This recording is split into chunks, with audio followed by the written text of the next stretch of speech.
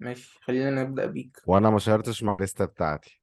ماشي، قول. فمش عارف برضه انا بحب ايه وما بحبش ايه. انت عامل لسه اصلا؟ انا انا عامل لسته 10. 10؟ احنا قلنا الترتيب خمسة وقلنا شوية حاجات كده اكسترا يعني.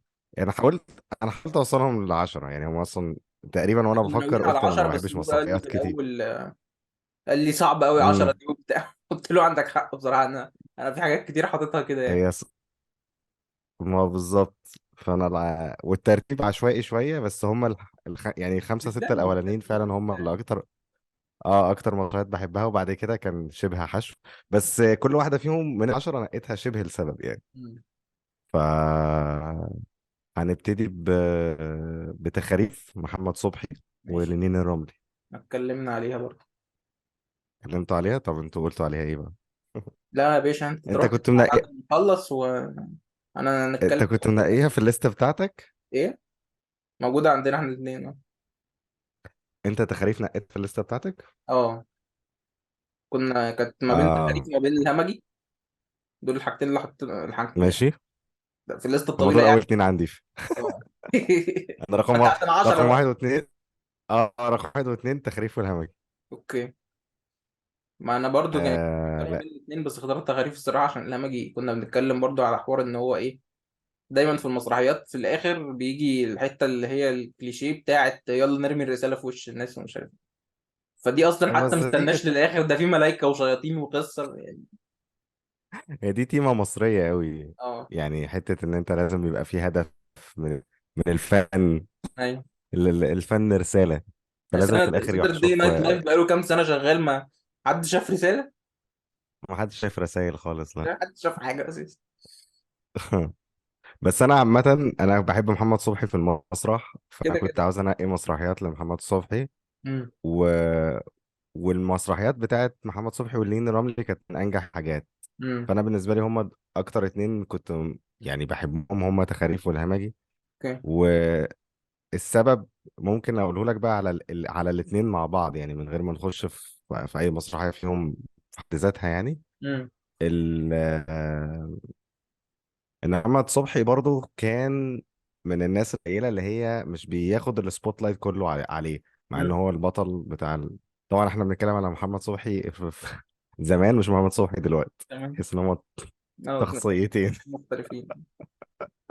لازم نفصل الموضوع ده. ايوه. بس احنا بنتكلم على محمد صبحي اللي هو فتره التسعينات. امم. فهو والثمانينات والتسعينات. فكان هو مش بياخد السبوت لايت كله لوحده، مع ان هو البطل بتاع المسرحيه. بس امم. كان بيسيب روم للناس اللي قدامه ان هي تاخد البانش لاين. صح. كان ممكن هو يعمل السيت اب، وغيره من السبورتنج اكت هو اللي يعمل البانش لاين. ودي كانت قليله قوي في الثمانينات والتسعينات. امم. يعني مسرحيات عادل امام لازم البانش لاين هو عند عادل امام، مش عند حد تاني. صح. فاهم؟ انا محمد صبحي اسمه ما ايه؟ كانش بيعمل الحركه دي. كنت اسمع ان يعني مش عارف ده بجد ولا لا، ان امين هنيدي ما بيرضاش حد يضحك غيره في المسرحيات. اه، ممكن. يعني مش عارف بقى. يعني بس انت كمشاهد بتلاحظها، امم. يعني انت بتلاحظ ان هو لا، في بانش لاين بيجي من ناس تانية من السبورتنج اكت، وبتفتكر مشاهد وبتفتكر لاينز من الناس التانية امم. اكتر من محمد صبحي. مع ايوه. ان هو بيساعد، هو بيدي طبعا السيت اب، فساعات السيت اب عشان هو المين كاركتر بيعلق معانا. بس الحقيقة ان البانش لاين كان عند الكاركتر اللي هي السبورتنج او السايد يعني.